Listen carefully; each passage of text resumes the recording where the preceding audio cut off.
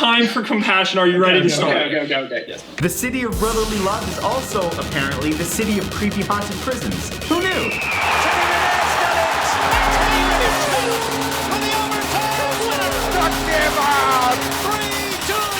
You want Philly Philly? You kind of just gotta send it sometimes, you know?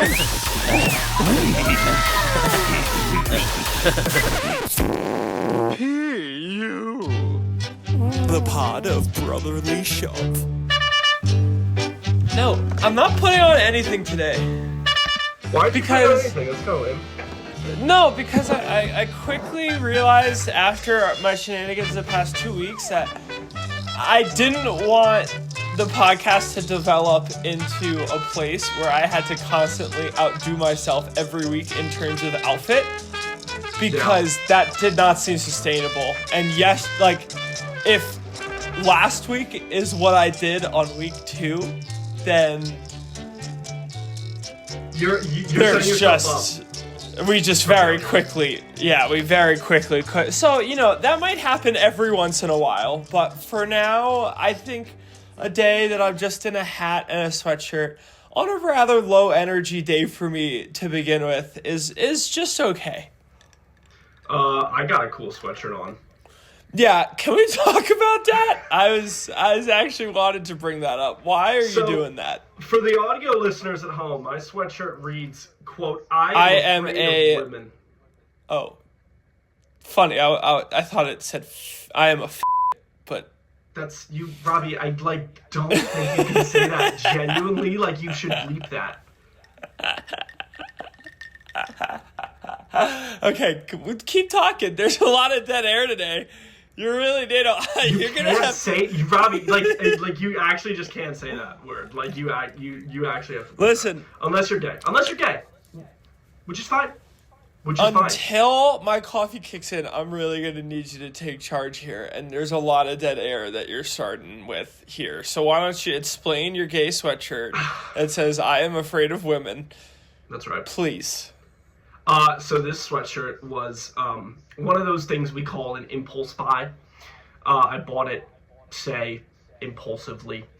And honestly, let me tell you, if you wanted to wear a single shirt that, gets you the most attention from women, alright, yeah, just yawn in the middle of my story. That's great. Thanks. Appreciate it. You should get a sweatshirt. Lawning? Oh, yeah, now you can speak really well, too. What is that? First time talking? First time you ever did that? If you weren't us, would you want to listen to this right now?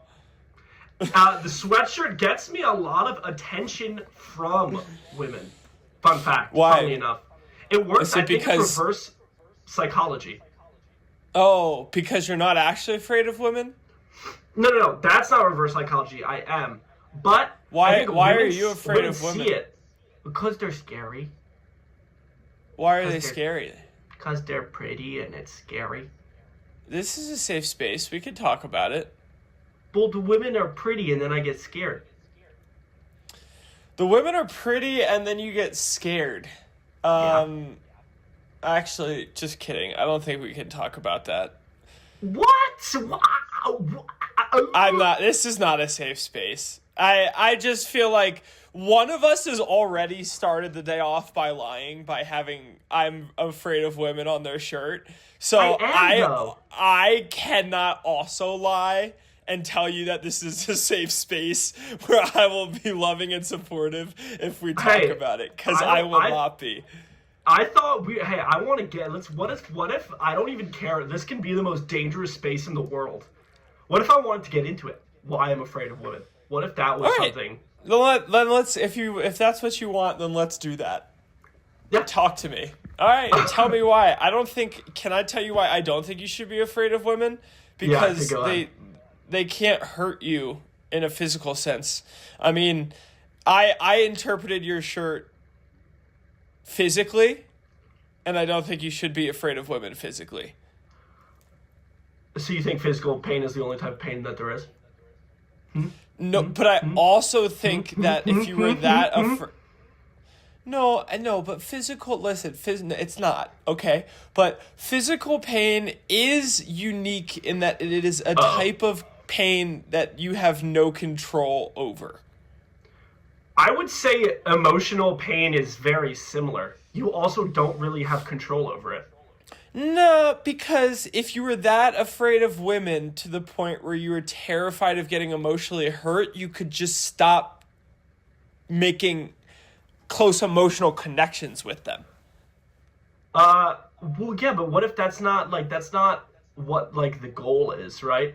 When No, you have a I'm not fear, saying you it's shouldn't I'm not saying it's the goal or not the goal, but if you were that afraid of it, if I was deathly afraid of water, I would never go swimming. Yeah, well, I'm not deathly just because I wear a shirt that says I'm afraid of women, and just because cute, pretty women scare me, they make me nervous. Right. But you're afraid of women in a way that women, your afraidness of women lacks Fear. a certain The word is type fear. of. Just so you know, the word is fear. Okay, all right, okay. Jesus, taskmaster. Just helping you out. No, it's your fear of women lacks a certain depth that women's fear for men does not lack, and that's why I actually think your shirt's sexist. Oh, big talk coming from the guy over there. I'm not trying to hide my sexism. I admit it's there. This shirt, I don't think it's... I agree, right? There's a depth to fear of other gender that man does not have for woman, that woman has for man. With you there. Okay. But I think when we're all talking about But you still fear, wear the shirt. There's different types of fear, right? There's like fear as in like I see a spider and I get scared. There's fear as in like a nervous fear, anxious, maybe a little like, ooh, skittish. And that's more the type of fear that I get around women. Hence, the sweatshirt. I would choose the bear too if you were my other option. I'm just saying. Okay. Moving on today. Which one of these do you want to talk about? There's so I'll many. let you pick. There's 1, 2, 3, 4, 5, 6. There's 7 of them. And let's just play rapid fire, baby. We got 15 more minutes on this front half of the podcast. Let's just 1 through 7. Let's go. 1 through 7. Let's go. I don't even know what these are. Chat, For the just so audience, you know, Robby's I'm holding up. I'm okay. holding up. I got this. Chat. I'm holding up a list of 7 topics that I wrote out for today. Chat. Daniel, thank you. Yes, Daniel. Back to you. Yeah. What do you mean back to me? I can't read that. I literally say a number between 1 and 7. Oh my god. 4. Okay, 4. 1, 2, 3, 4. I get to count. Good job. Okay, this is a segment called Food for Thought. Should I produce my barbecue sauce in 12-ounce or 16-ounce glass bottles? What do you mean produce? What are you talking? It's Next a question. I done. gave you a I'm list not of answering topics. that. No, you cannot answer. I gave you a list of topics. It was 1 through 7. You picked number 4. That's what number 4 was. It says Food for Thought. Barbecue sauce in 12 or 16-ounce bottles. Don't like barbecue sauce. Next. Go to number 5. Okay, well, this is actually number 5 was a user-submitted question from Becky in Chicago. Asks, how come Daniel is the way he is? I'd like to use the word cringe, but I feel that may legitimize his plight in a unproductive way. First off, Becky from Chicago, you can tie a cement block to your foot and jump in the road. Once again, do you want me to read that question again so you can while you have time to think about it? I think I Becky got it. in Chicago wrote in to ask the show, how come Daniel is the way he is? I'd use the word cringe, but I feel that may legitimize his plight in an unproductive way. Legitimize my plight in an unproductive way. That's asks honestly Becky from Chicago. So, do tell, Daniel. Why are you the way you are? I reject the premise. Daniel, you muted the call. If anything was all-encompassing of Becky from Chicago's question, it would be this very moment right now. Okay, When chat, I don't know what Daniel just said because he decided he wanted to mute his video call when he was trying to explain why he was the way that he was. I would say cringe also, Becky from Chicago, but I do feel like it I do feel like it legitimizes his plight in an unproductive way. All right, so what I'm also about to say you're not going to like, and I promise you that, might have been a slight... Audio listeners, if you just heard a change in audio quality, just ignore it. Just ignore it. Daniel, why do you do this every week? What? This is you actually such Robby, there's a lot of moving parts over here on my side. There's not a lot of you use an iPhone to record, brother. I have like a whole camera mic set up. I'm using green screen. I have studio lighting, and you can't even hit record on an iPhone. I hit record. First off, honestly, it's like the thing where if you're rich, you can do buy this. Listen to me. It's like the thing where if you're rich, you can buy a $100 pair of shoes that will last you for 10 years. But if you're poor, you have to buy $10 pairs of shoes that only last for 6 months every time. So actually, the less like advanced thing is actually worse. Daniel, what are you talking about? What are you? I don't even know what that means. Okay, back to Becky's question. This is the worst podcast ever. Because you're a little sick diarrhea doo-doo boy. Back to Becky's question. Number one, why am I the way that I am? Becky, why are you the way that you are? Do you get off on writing these comments, on writing these scathed, blithe remarks towards people? Huh? From behind Becky your keyboard, you feel strong, Becky? Becky, you feel tough?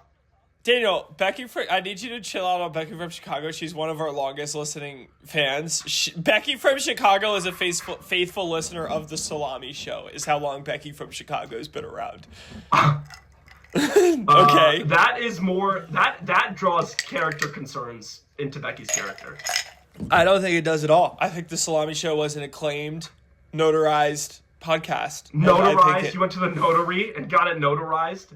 That's not the only way that you can use that word, and you know that. You cannot use notarized to mean your argument is not. It is not academically integrous. Your argument. You are so stupid. It's beyond me. Anyway, moving on. Number 6. I think you've answered Becky from Chicago's Number 6.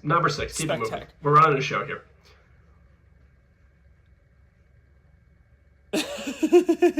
You're not gonna like this one either.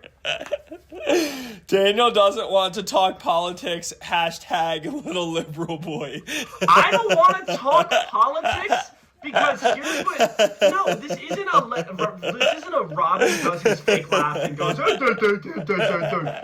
reason I don't. Now I'm awake. Do you want to talk about the context behind this message? Go ahead, little liberal boy. At the end of last episode, Robby launched into a 5-minute monologue about people know that they've listened to the last episode. And by the way, correct yourself temporally because that was 2 episodes ago. That was 2 episodes ago. The most lukewarm political take ever, and just went on a tirade. And I don't think people are listening to the Brotherly Shove podcast to hear Robby's little fun little thing. I think if you want to talk politics, bring it up within a story. If you want to talk you go in and talk to the people in Wyoming, be like, hey, Daniel, you know what I mean? Then we can work. All right.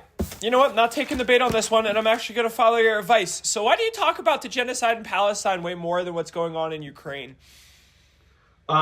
Because the people in Ukraine are being supplied with weapons to defend themselves. The people in Palestine the genociders are being supplied with the weapons to kill the defenseless, for the most part, Palestinian civilians. It's a better answer than I thought you were going to come up with, but it's kind of a similar situation, no? No, because the Ukraine is being sent hundreds of billions of dollars to defend itself. I don't think that single fact is enough to change the fact that fundamentally in the 2 places the same thing is going on. I don't think there's a genocide in Ukraine. There's a war. There's a difference. Well, can you explain to me and all other people who may be naive on the subject how you and why you would define a genocide going on in Palestine? So there are 5.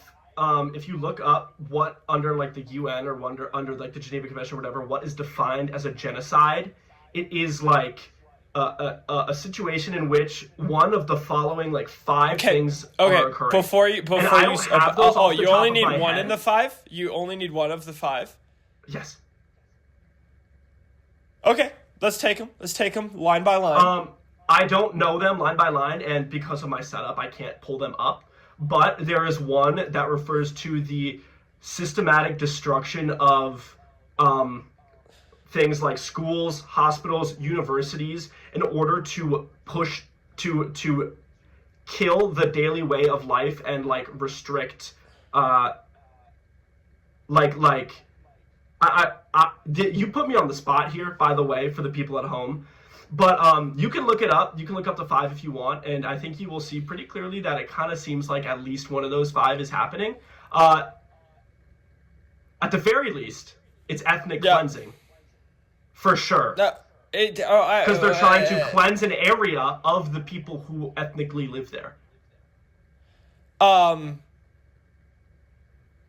Okay, but I still don't understand how it's genocide. And I'm not just asking that to ask that and be contrarian. I hear everybody say it, and to me, I don't see that as what's going on. I'm not saying it's not. I'm just saying I would like to be. I would like to not be screamed at. I would like to have. I'm not saying you're not screaming right now. I'm talking to chat. I would like to not be screamed at, chat. I would like to learn and educate and be given an opportunity to grow and form my own opinion. Please. Thank you, chat. Daniel, continue. I don't think me on the Brotherly Shove podcast has any authority to be speaking on this. I think if you want to learn more for yourself, I think you should look up like maybe someone who studies like. Don't though. Like I don't need to learn more for myself. It's just because we're talking about it. So like you say the thing about this. No, I know. That's what I'm saying. That's what I'm saying. No, that's what I'm saying.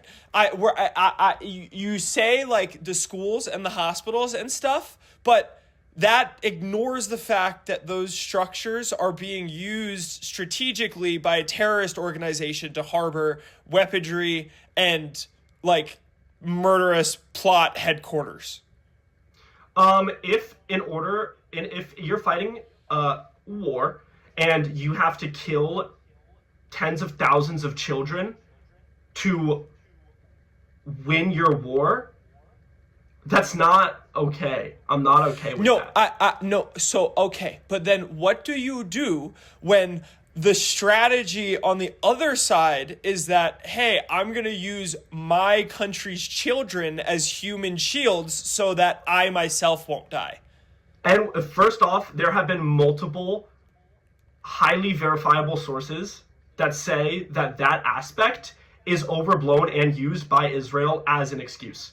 Not saying it never happens, not saying it's completely made up, but there are real people who know about the situation who say that is overblown by Israel to justify the killing of tens and probably at this point hundreds of thousands of civilians, men, women, and children who have nothing to do with the fight.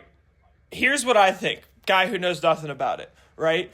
I'm thinking that does Israel care if Palestinian children are getting murked?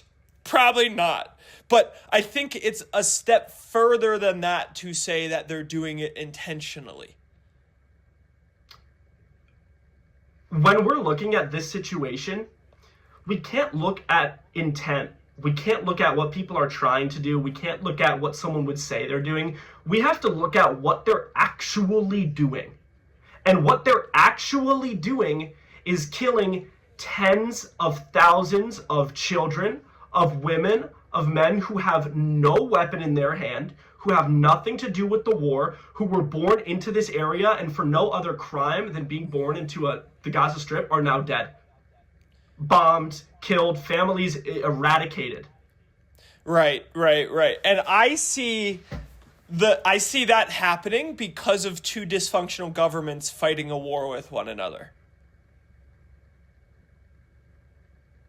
Is that fair, or is that not fair to say? Let's also center ourselves in this whole thing, right? Sure.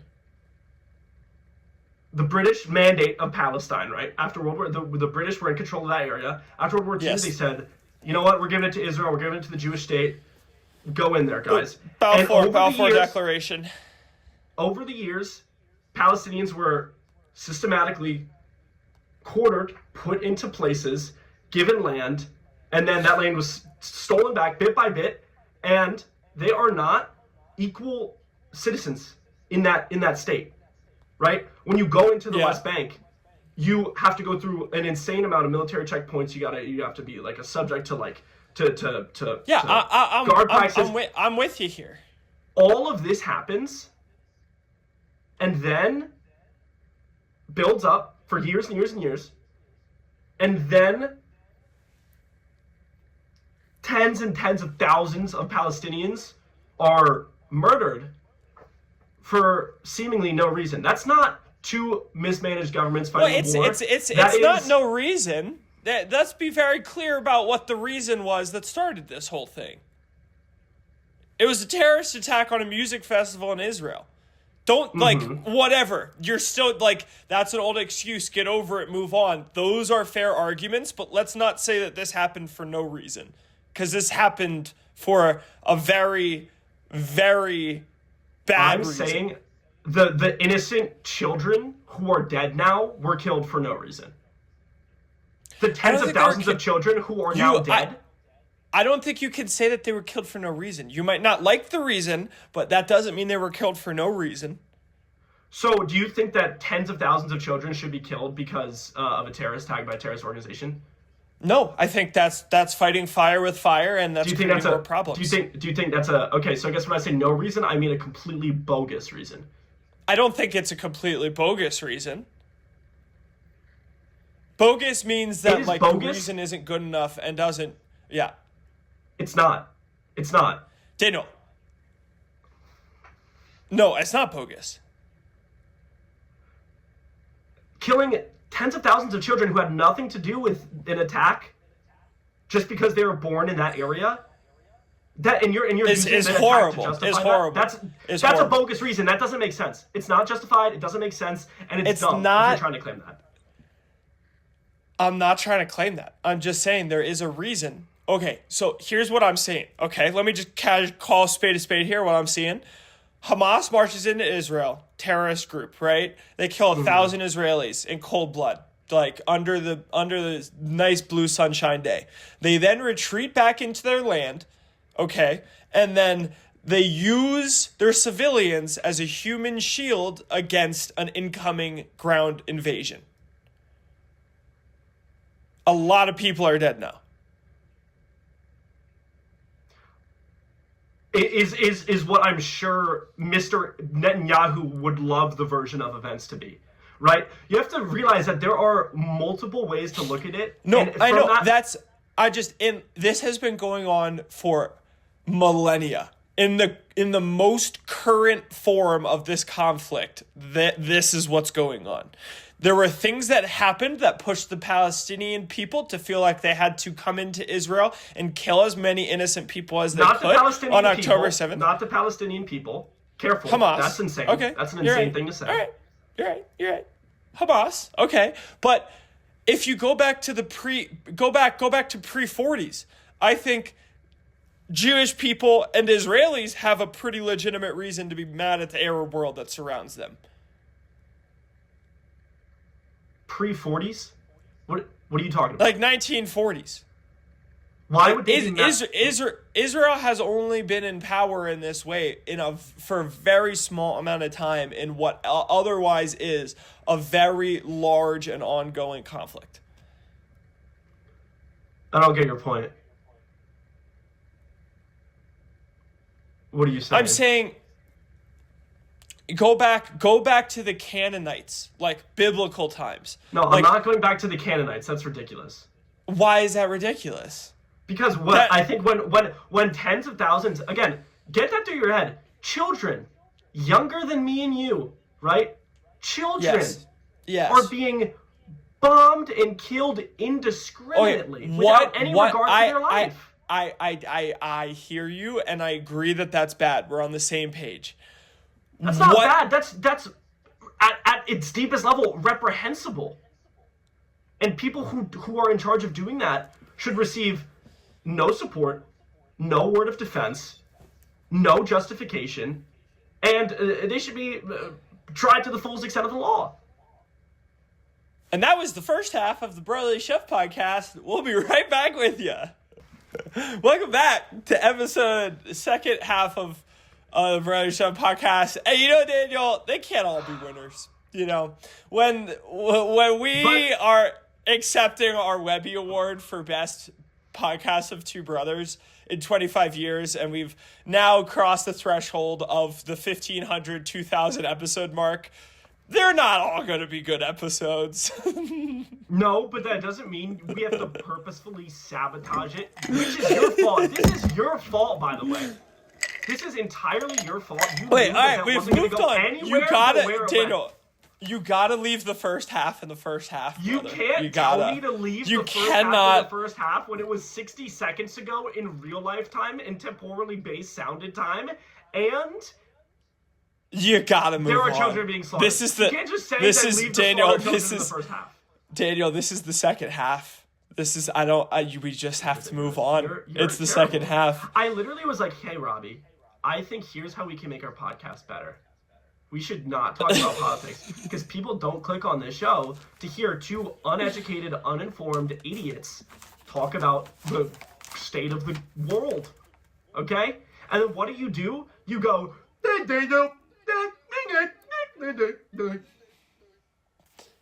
Daniel, I'm ready to leave the first half in the first half and move on to the second half of the show. You're a high horse. I'm ready to leave the past in the past, man. I'm ready. I am. I literally am. We've only got through 4 of these 7 topics that I've written out. You know who can't leave the past in the past? Don't say it. Because then we're gonna of thousands of dead Palestinian children. Make light and playful discourse of their pain and suffering. Oh, because you obviously are standing up for their pain and suffering. I'm not, but I'm not pretending to. I'm not pretending to either. Really? When's the last time you've given to the cause? I give them my love. Chat. I should kill myself. I'm a useless son of a gun. And should kill myself. But honestly, you should kill yourself too. That's your problem, bro. You're in France. Like, I'm just saying, you're like, you could be there today. You're train right away. Go to Gaza. You think I should go to Gaza right now? If you cared that much about it, so let's talk about the definition of success. How are you defining success? Because I was having a conversation with our mother the other day, and our older sister Lindsay is graduating from the University of Chicago Law School, okay? And when I brought this fact up to our mother, she said, well, you know, why is that what we define success is? Okay? That struck a nerve with me, okay? Because I feel like sometimes we're so concerned with being contrary to that we forget that law school is really hard and most people aren't smart enough to be lawyers, much less graduating from the top of your class at the top law school in the country or one of the is absolutely a great definition of success. Yeah. Daniel, your turn to speak. I'm trying to figure out what the question is. Yeah, I think that's a pretty that's successful. Now, what if Lindsay? Well, you have to frame success. No, we were talking about like her kids, which is us, and like success and like what it means to be successful. And I was like, well, Lindsay's got that figured out. And then she was like, well, why are we putting so much weight on being a lawyer graduating from U Chicago Law School at the top of her class? And I was like, why are we putting so much weight on that? Can we just for a second level with each other? And obviously that's a smart and successful person who has a huge accomplishment on their hands. Is that not fair? Because she was trying to go, like, the route of, like, artists can be successful, too. Like, it doesn't have to be through the school. But, like, can we just, like, there's a difference between what we're doing right now and what Lindsay's doing right now. And I think to say that these are both equal versions of successful is not genuine.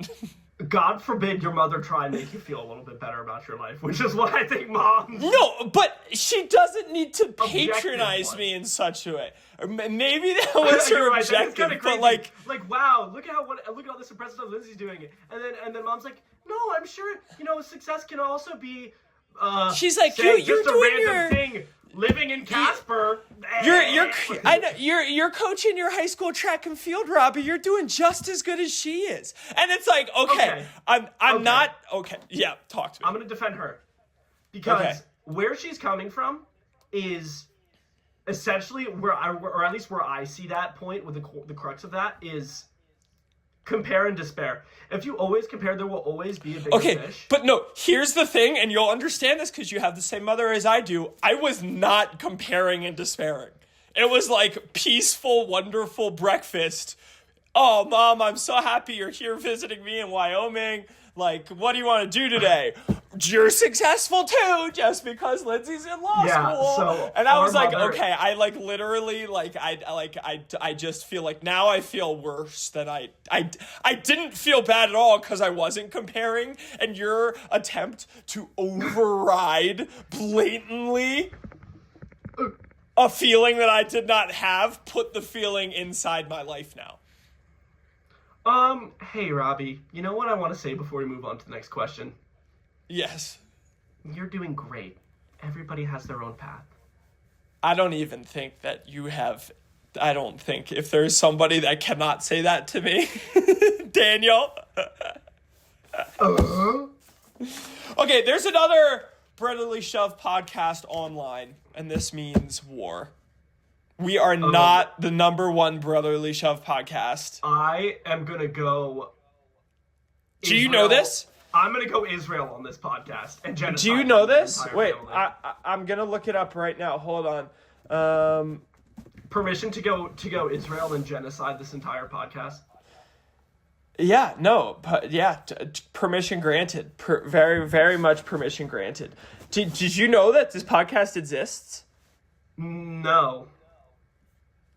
I mean, well, today we're not really. I listened to like 5 minutes of it. It's not very good. I think our podcast episodes outside of today are better. What? No, we've had good moments, but you sacrificed 20 minutes of that podcast to nothing. Anyway. No, and I won't do that again. I won't do it again. Dude, these guys, I'm glad you learned your lesson after like the third time. Now, do these guys have more listeners than us? It's another startup. I'm not even sure that they're brothers. They've only come out with 4 episodes. But importantly, because this is going to be our 4th episode, so it's like it seems like we got started at the same time, and now we're neck and neck. Like it's them, it's us. We're fighting for the stake. I don't think we have any more of a legitimate claim to the name than they do at the current moment, but I also don't think they have any more legitimate claim than we do. Okay, so how... Are you looking it up right now? No, I'm not. I'm setting up France taste test. France snack taste test. Why? To take back the these guys, reins? I think we officially submit a fight offer. So here's their about section.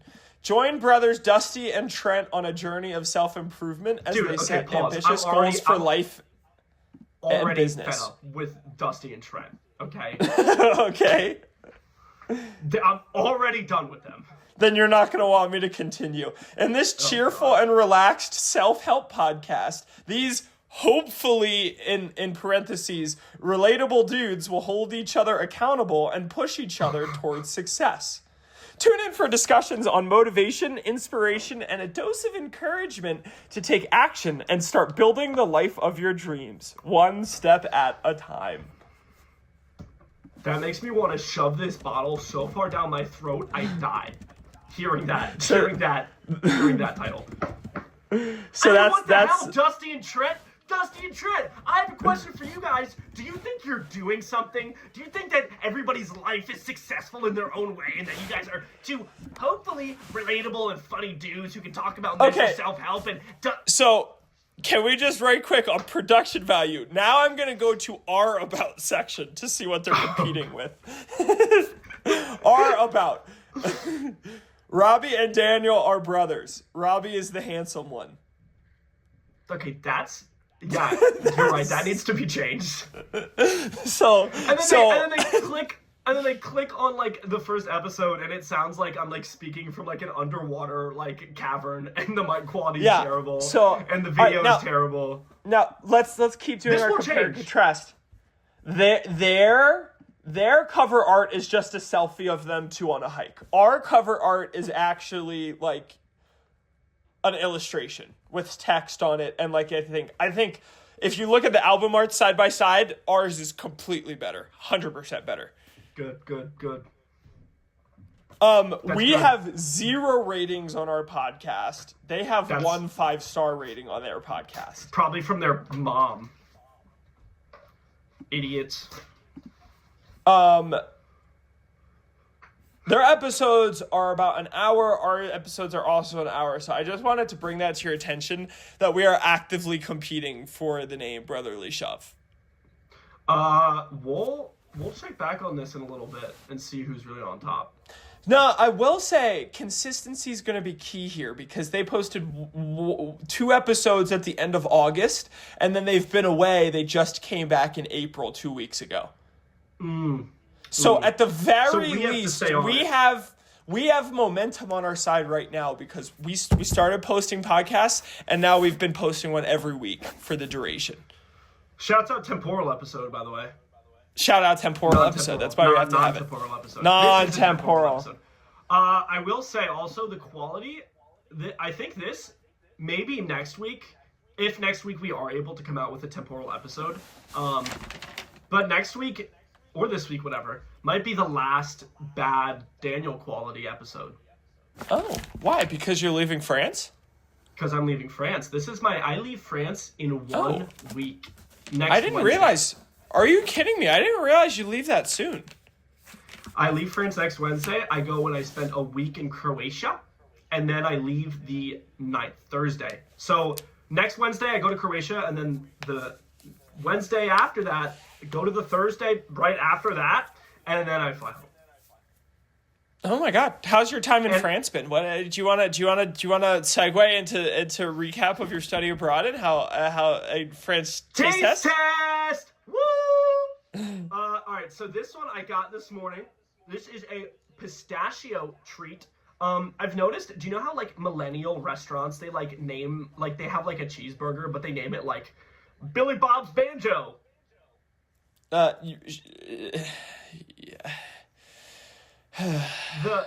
bakery names the treats like human names. And so I always feel awkward. It's like having to like point to the menu and order like hi, can I please have the wacky fried chicken? Like the tickly wacky chicken. But I also don't know the name of what it's called normally. So I just kind of go this thing here and point. And they're always confused. I feel, this is a pistachio treat. 2 cookies with some pistachio cream in the middle. Nut flakes on top. Yeah, he's taking a big bite. This one looks a little bit like the color palette is not very appetizing on this one. And now the texturally, it looks really soft and really rich, really creamy. But I'm seeing a lot of like, at least from what my end, if it's fair to say, I'm seeing a lot of diarrhea-esque colors and their associated tones. Yeah. All right. So there's definitely diarrhea colors and associated tones. Yeah. I in France have found a newfound love for pistachio things.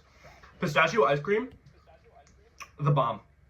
I bet in a place like France where pistachio is this pistachio? Is that why you said that? Yeah. I think I can imagine high quality pistachio items would be pretty bomb. I think Like if you're in America, the land of processed foods, like I don't think artificial pistachio flavor would be good. No, I don't think it is. I also haven't. I'm gonna have to try when I get back. Like maybe if the store has pistachio ice cream. This treat is good. So it's essentially like puff pastry, 2 like little ringlets of puff pastry, and then just in between it's a bunch of pistachio cream. It's got like texture because it has like pistachio chunks. Really solid. And so my look back on my time in France as we're coming to a close. I am how is your French now, by the way? So is your French like better than it's ever been? You're fluent? I would say I don't know if I would say that I'm. It depends what you say fluency is. When you like are hanging out with friends, are you speaking in French and English? No. I don't really have French friends. Oh, how'd you not make French friends? Cause where am I gonna meet him? Don't you go to a French university? I go to the Syracuse has like a satellite campus here. I have one class at the French university, and I sit down, and then I leave. Oh. So.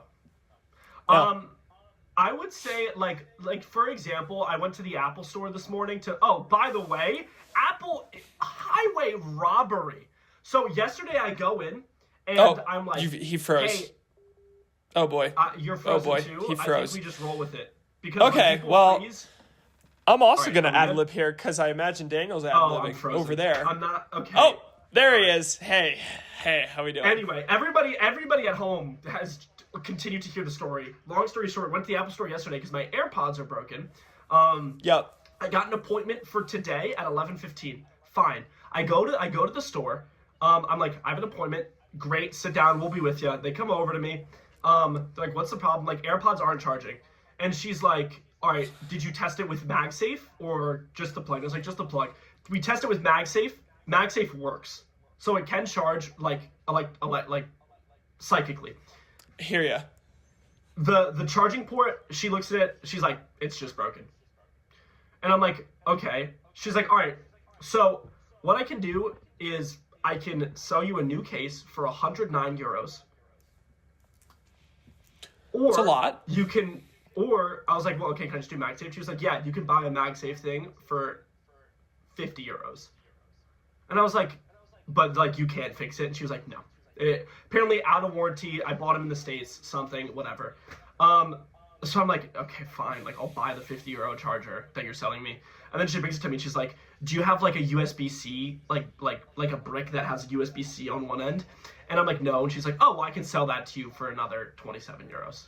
And I'm like, it's just they keep adding things, and eventually I just bought the charger. I didn't buy the USB-C thing because if I bought it, it'd be European, so I'd have to get a new one in the States anyway. So I just go to the store and get one for cheaper. Anyway, that was all to sidetrack of like that whole Apple Store engagement was in French, and that was fine. I went to get my nose piercing fixed because it fell out, and I was able to like navigate that whole thing, tell them about the problem, get a new nose ring, talk about sizes, gems, rocks, whatever in French, and that's fine. Like, I'd say I can navigate through almost any situation. Where I lack is, like, talking to people my age who talk really fast. And that is the hardest one. That is the hardest. So you have, like, very good, like, polite, formal French. You have, like, stranger French down pat. I would say I'm... But not so much colloquial French. Situational French is great, but if you put me in, like, a conversation where I don't, like, it's not, like, centered around a topic that I can talk about, then I lack. Yeah. All right. Well... Daniel, thank you. You brought your A game today. I'm not super impressed with my performance, but we're running out of time here. I have like one or two more things to talk about, but honestly, no one's listening at this point. No. Get the people who are here an extra. Come on, I swear to God, we've been live for this is like a 40-minute podcast. We can at least get to like 45. Okay, so we lost our internet in Casper yesterday. Oh, yeah, I wanna And hear about what that. I mean by that is not my house lost internet, like my modem went down. I mean that the town's internet went down. Like, I mean Yeah. that however internet comes to Casper, it was not working yesterday. So, like, the entire town broke down. And it was worse than you'd think it was. At first, I was like, haha, this is cute and funny because it's Wyoming and, like, of course we don't have internet. Yeah, that's classic. But very quickly, I started to realize how much of our lives are dependent on internet. And then it went very quickly from, haha, this is cute, funny, to like, uh-oh, is this cyber warfare? Are we facing societal collapse? Because... like, what happens when the EMP hits? yeah, like, seriously, because I was like, haha, okay, I guess it's a book tonight because there's no TV because that's all internet now. It's not cable anymore. Yeah. I go to get dinner from a restaurant and I go to pay them with my credit card and the credit card machine's down because there's no Wi-Fi. Oh. I'm like, no problem. I can go get cash. I go to an ATM. The ATM can't connect to the server. ATMs are down. Oh. My roommate is a financial advisor. He comes home and he's like, I couldn't do work today. 100% of my work is online. So that means financial services are down. Yeah, Soon we're enough, screwed. like, it very quickly went from haha to, oh my God, we're so reliant on this thing that we can't control or fix ourselves. I mean, while, yes, there's also so many things that Well, you're relying on and- that you can't control. I don't think the fact that you can't fix it yourself is the problem, because, like, what happens if your water shuts off? What happens if you're whatever, like, the Well, town? But in but like, society, here in, that happens, right? in society that does happen, but like here in Casper, people have wells.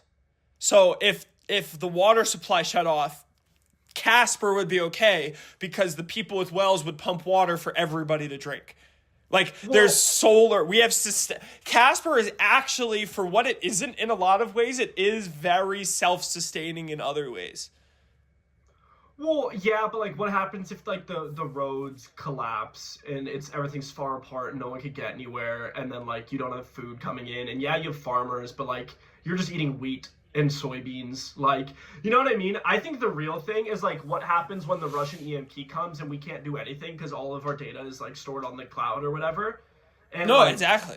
we're crippled. No, that's what we All right, had. last thing. Yeah, do you have it or cuz that's Oh, is that all? we've done all set. And we did French taste tests, so I don't know what else we got to do here. I guess inside baseball, because I talked to Robby and I was like, hey, Robby, I think a good idea for our podcast would be like a little bit of an inside baseball thing. Because, right, there's a lot of podcasts that just have people talking. So I was like, what if a fun thing we do is like tell the people, like, because, like, show the people how it works through fun stuff. You know what I mean? Okay. Yes. Anyway, I that's like just how goes you to started say- this with I was talking to Robby and then proceeded to talk about something that I've never heard about. What are you going to do for next week? Because I'm going to be in Croatia.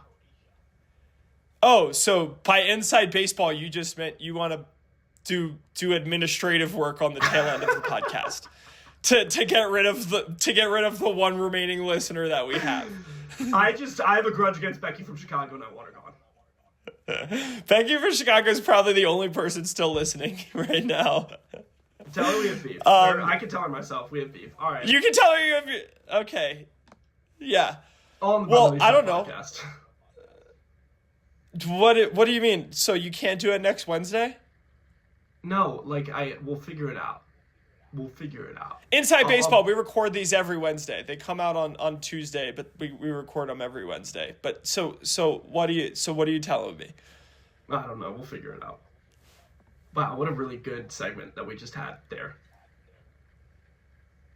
All right, we're gonna bring our A game next week. Thanks for bearing with us. They all You're can't gonna be bring your winners, A game next and- week. All right, let's not pretend like I'm afraid of women helped us get on the right foot this morning. Oh yeah, winner arc. He's frozen. Winner arc. He's frozen. He's reconnected. He's gone. This whole thing. Winner arc. Thank you for joining Winner us. arc. Brotherly Shove podcast. We'll see you next week.